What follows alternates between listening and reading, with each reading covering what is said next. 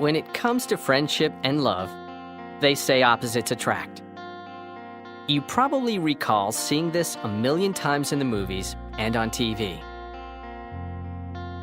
The good girl who keeps falling for the rebel. Or the sloppy guy who always seems to end up with the neat roommate. The shy young woman who tends to be drawn to the outgoing boyfriend. Or the laid-back artist who prefers dating the type A businesswoman. It makes for good movies. But in real life, do opposites really enjoy being together? And even more important, do they really bring the best out in each other and make for harmonious friendships, relationships, and marriages?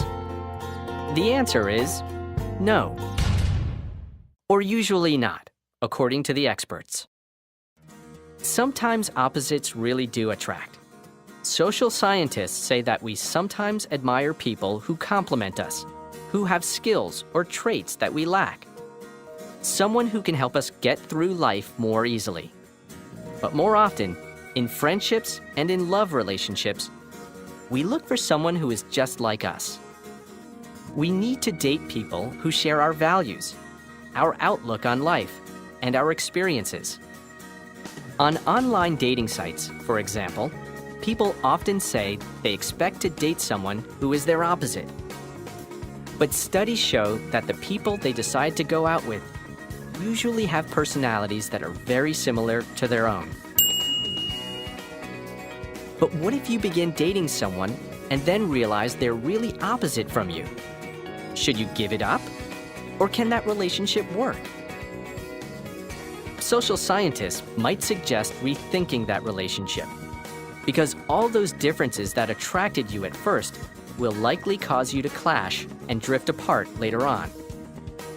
But before you consider saying goodbye to your boyfriend or girlfriend, this may cheer you up.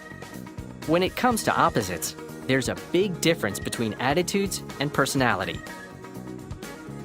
People can have opposite attitudes about many things, from big things like religion or politics to little things like movies and wall colors, and still continue to have a great relationship.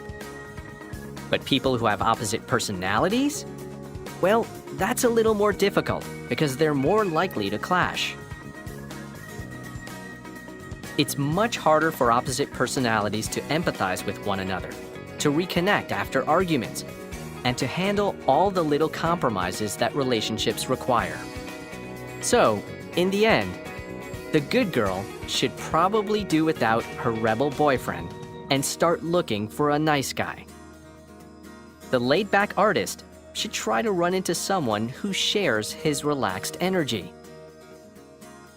And that shy young woman, she may want to be on the lookout for an equally shy young man.